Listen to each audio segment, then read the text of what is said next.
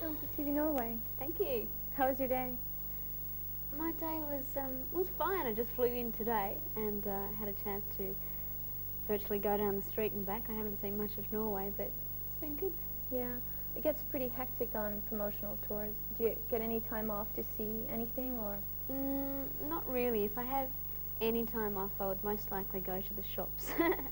As for seeing the tourist attractions, I'd probably save that until I'm actually here for a holiday and I can really appreciate them. Yeah, you should actually see the fjords, you know, on the west coast. Yeah, I saw them when I saw, you know, the coastline when I was flying in. It looked beautiful. Yeah, it's so terrible weather here lately that, you know, you have to come here in June when it's sunny to see that, actually. I'll try. Okay, you're very successful as an actress and a singer. What do you prefer to do the most?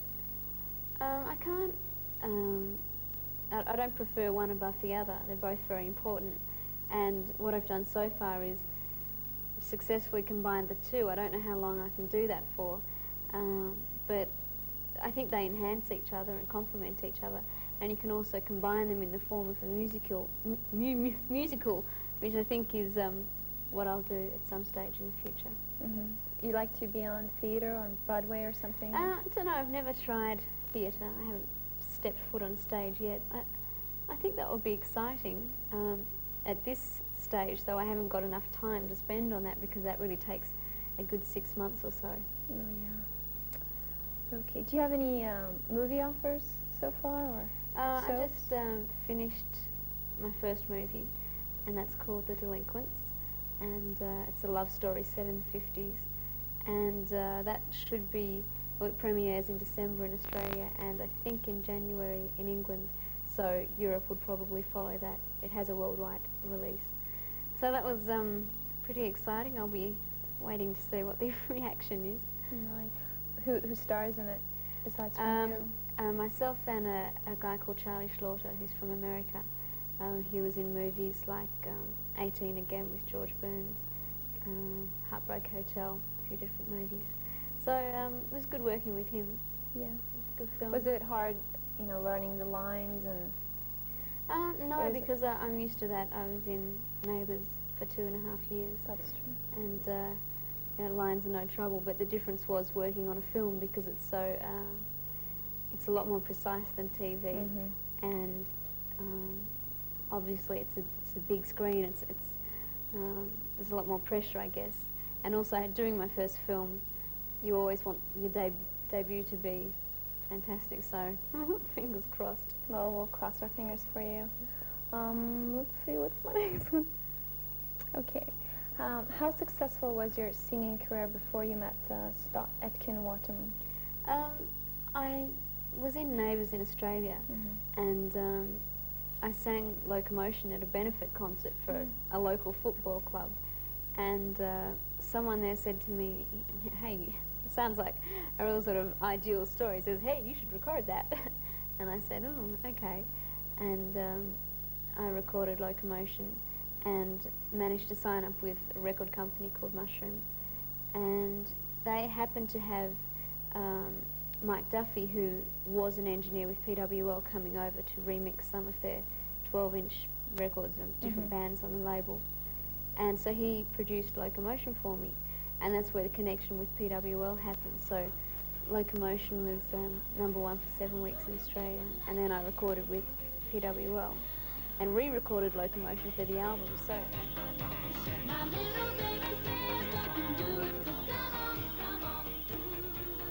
in America, I thought I heard, you know, I Could Be So Lucky before I heard Locomotion. Yeah, the records were released at different times all over the world, which confuses me no end. America went with I Should Be So Lucky, then Locomotion, then It's No Secret. Australia went Locomotion, Lucky, Got to Be Certain, and England went I Should Be So Lucky, It's No Secret, and Je ne sais pas pourquoi or something. Really? It's all totally different, and it depends which territory and where they're up to. So hopefully with my next album, they'll all start at the same point. Well, it's certainly not boring. No, it keeps me on my toes. So, do you like being a star? I mean, is that something you always wanted to be? As a kid, I would have dreamt about it. I think all kids do. That was nothing unusual. I sang with a hairbrush in front of a mirror and all of that. Danced to ABBA and Grease Lightning. When I was at school in about Form 5, which is year 11, they start pressuring you about, you know, what are you going to do? You have to decide what your career is. And I had no idea. I just was in a real tears. I thought, oh, I don't know what I want to do. And I was going to be a secretary or do a business course. And I knew in the back of my mind that I would have loved to do some acting because I did some through school. And I thought I would love to have that as my profession. But I was possibly too aware that it's very unstable and it's hard to get work.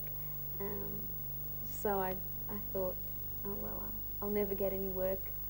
I'll be unemployed. But you did it. Yeah, first I went to get an agent, which is like the first step. And once I got an agent, the first audition I went for was for Neighbours. And I got the part, which was for between 1 to 12 weeks work. And I ended up staying for 2.5 years, so it sort of all took off from there. How did you actually team up with Stott Etkin Waterman? Did they contact you, or did you say, hey, I'm good? No, as I say, I had recorded Locomotion, and I think Gary Ashley, who's managing director from Mushroom in Australia, had a connection with Stott Etkin Waterman before he knew Pete Waterman, and I guess it was like the next step, having recorded with Mike Duffy to then record with Matt and Mike and Pete. That's a new name. Yeah. Let's call them Stott Etkin Waterman. You know, there's been so much fuzz about you and Jason Donovan, you know, the wedding and Neighbours and all that. Do you ever get really tired of it and say, you know, God, all this press, or do you just kind of manage to distance yourself?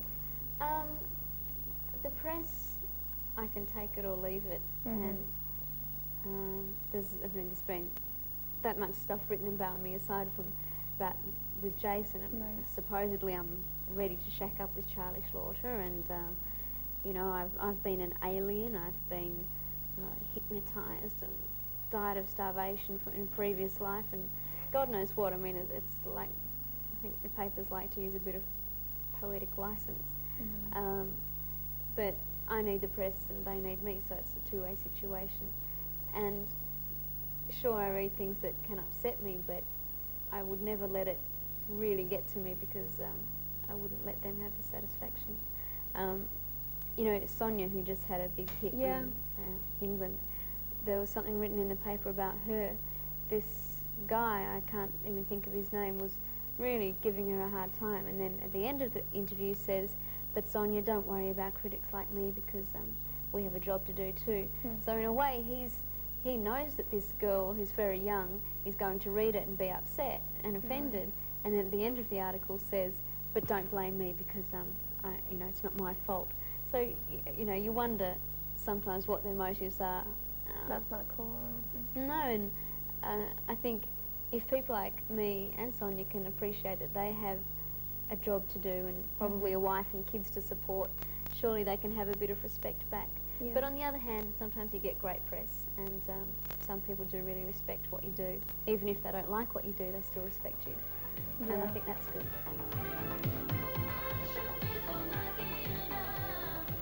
Any time for privacy, or what do you do if you're not on? If I'm home, I just call up friends and maybe I do what everyone else does, really. Half the time I do nothing.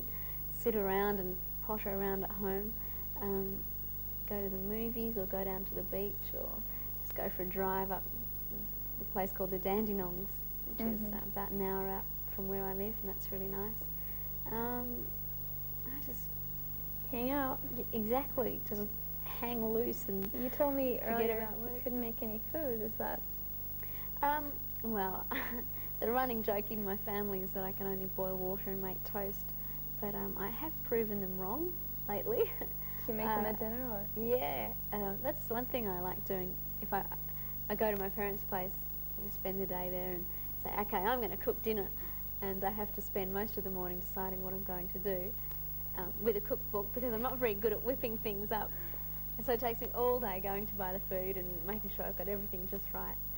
So So yes, I can cook if I put my mind to it. Oh, that's good. So, do you do anything? I mean, how you're so balanced. I mean, I only just met you, but you seem so mentally in shape. You know, I mean, what do you do when you're always on a tour? You're on promotional tours. You're doing something. I mean, Yeah. how do you calm down? I mean, how do you? I don't have anything in particular like meditation or yoga or anything like that. But I think most people have their own way of dealing with it. If you don't do something that has strict rules and you have to sit properly to do it, if you try and relax yourself, I try and sleep as much as I can. I might sleep, you know, a 20-minute nap driving from one interview to the other. I could sleep on a clothesline, which is good. I can sleep anywhere.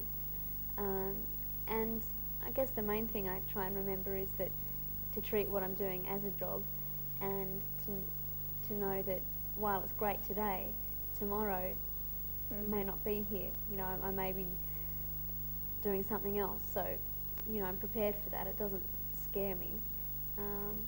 And just enjoy it while it's here, because it's, I mean, I consider myself very lucky. And, you know, sure, people ask me what are the best and worst things, and I say, well, the best thing is travelling and the worst thing is travelling. You know, so just try and make the most of it. Yeah. You have an image, you know, of being very innocent, or are you the dream of every mother-in-law, or? I don't know. I think the sort of girl next door image started from Neighbours, and you know, that whole show is very characterised, and everyone's best friends, even though you might fight now and then. So that's where the image started from, and I guess I've got, you know, fairly sort of good all-round clean image, but I'm not that good. What's a good image, though? I mean, you don't. It's better to be a good girl than a bad girl. I try and just project myself, and obviously I'm aware that for some kids they look at what I do, and I take that into account. So I don't know. I don't smoke. I mean, I drink if I go out, but I wouldn't sit here. I would just have a swig of my scotch from underneath the chair. I don't know. It's I don't really have a really strict image. I just try and be myself, and your image is yourself, basically. yeah, and I like to keep on the move. I don't like to get really staid, because people like to see a bit of change.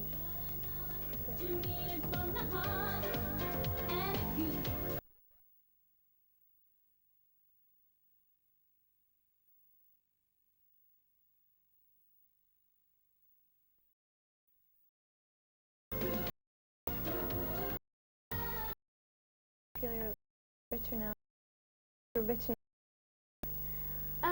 Not so much that. I think if you're doing anything and you're successful and you feel in yourself that you're doing well, that's great. And I can feel in the last sort of 6 months, yeah, I guess about the last 6 months, that I've sort of grown up a lot, because I did the movie, and I'm doing I've just finished recording my second album.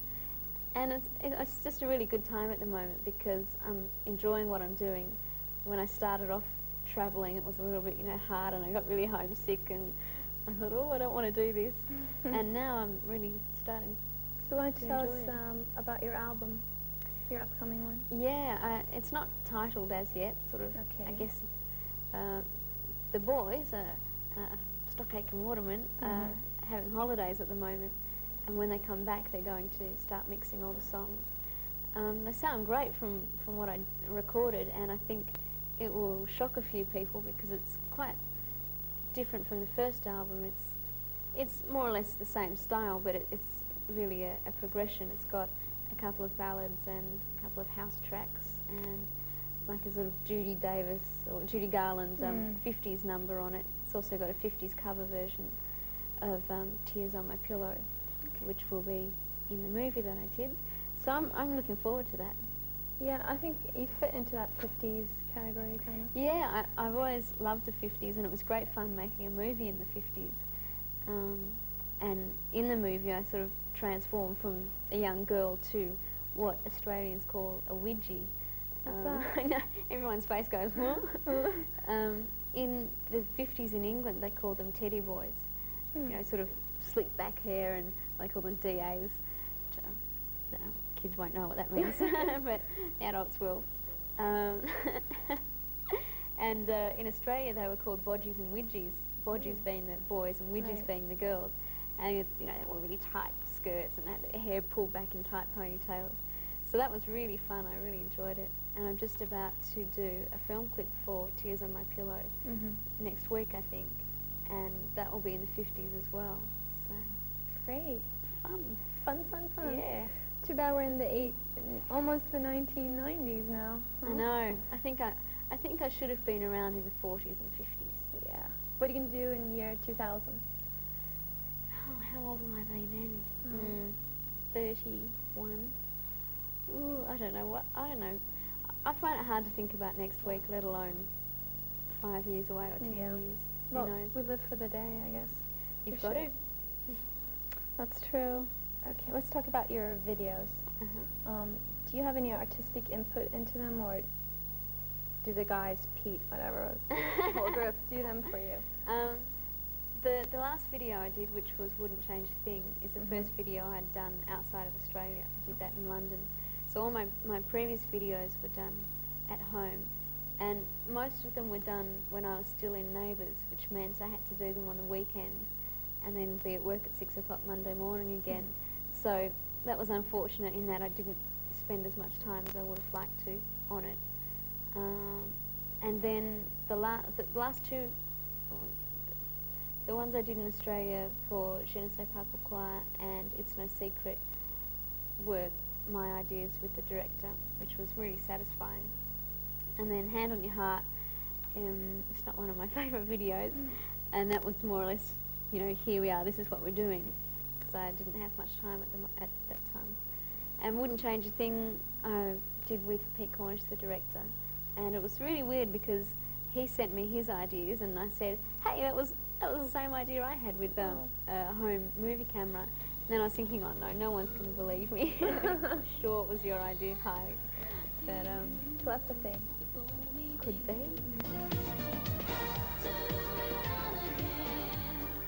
So far, have you written any of your own material? No. But I mean, do you feel your talent is in just performing, or do you ever want to write, or?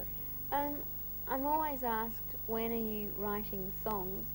And I say, well, do I have to write songs? Because I think as an actor, if you take words that, you know, here's the script, learn the words and perform them as best you can, I mean, that's accepted. But if you just sing your songs, it's like, well, can't you do anything else? Can't you write and produce and play every instrument on the track? That's like asking an actor to write the script and direct it and make themselves up and light themselves. I mean, it's not impossible, but I just don't think that you have to write your songs. I think if you can sing them and bring them across to an audience in a way that they enjoy them, that's good enough in itself. And with Stockake and Waterman writing songs for me, I can't complain because they're great songs. So, you know, if I was to write a song myself, it would have to be up to their standard or better, which I don't think I could do. Do you manage to individualize yourself from the Etkin and Waterman performers, or? Yeah. People. I mean, I was working and known before I worked with Stockake and Waterman, so you know, that means I am me in my own right, and you know, they helped me a lot, and I don't think I'd be here without them. But in a way, I must have done something back for them. I hope they think I have. I'm sure you have. And so I would like to think that I am Kylie Minogue and not sort of a subsidiary of PWL. Yeah. Although everyone there works in a family, and that's why it's such a successful team, because as Sally was just telling me before, Pete Waterman goes in and gives everyone a real pep-up speech, and so everyone, this place is collapsing. So, you know, the team sort of comes out going, yeah, okay, let's do it. And they're a small company which has, I think, just beaten most of the majors in a sort of quarterly report on record companies. So, you know, they're really doing extremely well. So many performers, they're all doing great. you know. Yeah, and I think they get a lot of undue criticism simply because they're successful and because they like and write pop music. And people, if they remember back to their childhood, what they remember is the pop songs. And, you know, the guys are the first ones to admit that it's disposable music, and that's part of the beauty of it, because it causes a lot of excitement. People hear it on the radio, they rush out and buy it, whack it on the record player, listen to it 100 times, and then stick it in the shelf and don't listen to it again for 20 years. Right. Then they hear another song on the radio and have to rush out and buy it. You know, people forget that there's a lot of kids in the world, and that music is for them. That's what they consider theirs. And for the people that complain about it, because there's so many people complain about pop music, I can't understand why, because it's not aimed at them, and if they don't enjoy it, they don't have to listen to it. Really?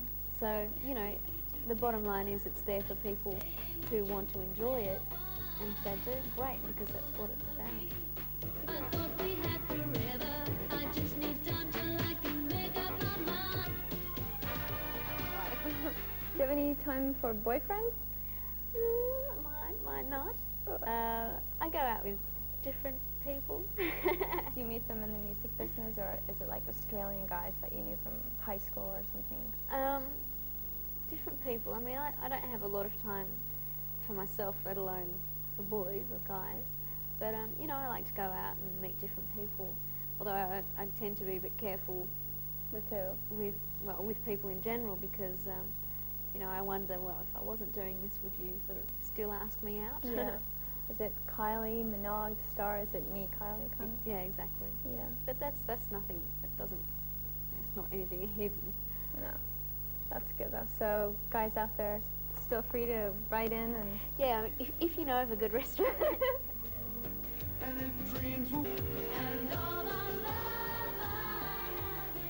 I have to ask you this. One of the guys, the cameraman, said to me that you have huge frogs in Australia that are just. Ooh, have you seen? They're called cane toads, and they're actually poisonous, I think, and they're disgusting. And I'm so scared of them. But I heard like kids have them for pets and stuff. I mean, Yeah, is that true? Yeah, it's mainly in Queensland, which is the northern part of Australia. It's very tropical and hot. And I think they introduced them, I don't know, in the 50s or something, to put them in the cane fields, the sugar cane fields, and eat up all the little insects and things, and they took over. Ooh. But no, they're not sort of jumping around the streets or anything. They're not eating the kangaroos or anything. No. But yeah, I'm glad to say I've never seen one up close. So you don't have one as a pet, that's what you're saying? No, I've got a beautiful dog called Gabby, and I miss it. Oh, Gabby, I know somebody called Gabby. So, where's your dog? My dog, it's a family dog, so Oh. she lives with my parents. That's sad. So when are you going to go back to Australia next? I get home about 4 weeks from now, and do a bit of post-production on the movie, and then come back over. Oh, actually I go to Hong Kong and then to Japan, and I do some sort of concerts in Japan, and then I'm doing a road show around England. So, you know, my time's more or You're less booked up. till next year. Well, thank you for coming and taking time to see us. Thanks for having me. Good luck on your new album Thanks. and movie. Yeah.